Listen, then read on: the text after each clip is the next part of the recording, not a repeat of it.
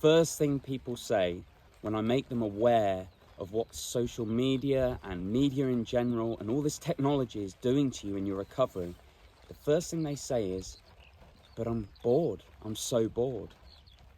What you have to understand is that the boredom you're experiencing will turn into long-term gains when you're out of that wide state.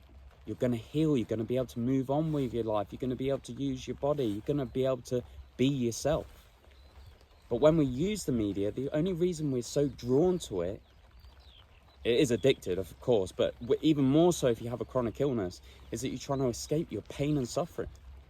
And by using that short-term crutch, you're increasing the duration of you being in your chronic illness, being in this pain and suffering state. So I've got 10 healthy habits that you can incorporate into your day that will kind of speed things along a little bit. But you're going to have to accept, ultimately, the boredom. If you had had a chronic illness 100 years ago, you would have had no other choice but to rest. You wouldn't have been able to just pop up a phone and watch absolutely anything you can think of. It keeps us in that wide state which isn't healing, which therefore needs to change. So the first thing that I did was detox baths. I used to love having extremely hot detox baths because the water would take all my attention away from my worries and almost force a meditation on myself. I'd add vitamin C to get rid of the chlorine, bentonite clay, Epsom salts, and just really help myself unwind and get out of my head and relax. And I'd go straight to bed after that, and it just used to help me sleep, you know. After I was dealing with the insomnia and stuff, even though I would still wake up, it was just a routine that I kept doing, even though initially it felt like it wasn't working. But detox baths were the first thing. The second thing was dry brushing. Every morning and night, first thing I'd do when I wake up is dry brush my whole body. The only reason I really incorporated that is I found a random article at some point about this Olympian bodybuilder or whatever it was, and the only year he failed was the year he stopped dry brushing. You know, whether that's true or not, I don't know, but I thought if somebody is competing in anything and attributing success to a certain activity that doesn't really take that much time, I'll give it a go. And I really felt like it did add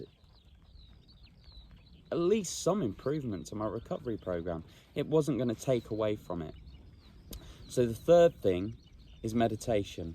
Like I said with the detox baths, when you get into that state of getting out of your mind and into your body, you're only aiding your recovery.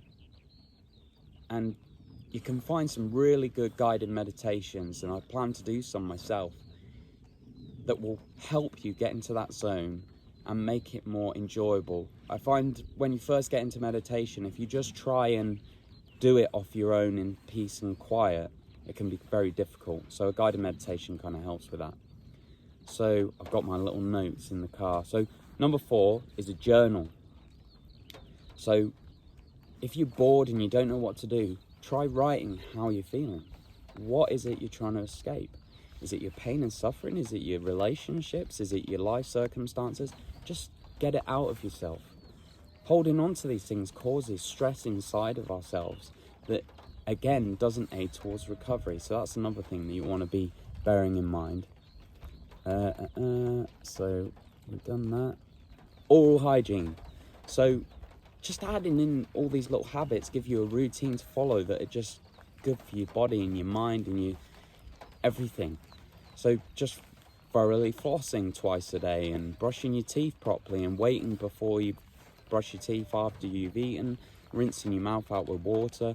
Just all these habits, the detox baths, the oral hygiene, the dry brushing, it's all ways to love yourself and add healthy habits into your routine while you're feeling really bored. So technology curfew. Obviously you want to minimize your media exposure, but I had a curfew between 2 and 5 o'clock or 3 and 5 o'clock where I could use media as a way of coping with my circumstances. because I found it very difficult to go a whole day without it. So I thought, you know, I might not be able to use it all day, but I found that later on in the day it had less of an impact, especially if the media I consumed was low intensity. For example, when my mind was so active during illness, my brain would find things to Google all the time. So it'd be like, oh, Google this. Oh, this is the answer. Or this, and I'd go, if it's worth Googling, we're going to write it down on a list. And when it comes to my technology curfew time, I can go bish, bash, bosh through all the things I wanted to search, whether I still think it's relevant at the time that I come to my curfew, and see whether it's worth exploring. But I always wrote a list in the morning just to get it out of my mind and just wait to my curfew. I think that was a massive part of my recovery. I really think the technology usage kept me in that wired state that really hindered my healing. So it's really important for me. Audiobooks. So when you get rid of all this media you're so used to consuming on a daily basis, you want something to go with. You want something to distract you at times. And I found audiobooks to be a great example of that. So I just download everything from, oh God, like The Power of Now. Even I had one on the Bible. I had one of Christopher Hitchens, like polar opposites of, you know, you've got Bible and Christopher Hitchens. Like literally things to just explore life and what is the meaning of life and how am I going to find meaning in it, and just things that are going to help me improve my circumstances. And in the technology curfew before, I would say I used to play Hearthstone, which is like a card game based on a game that I used to play when I was ill.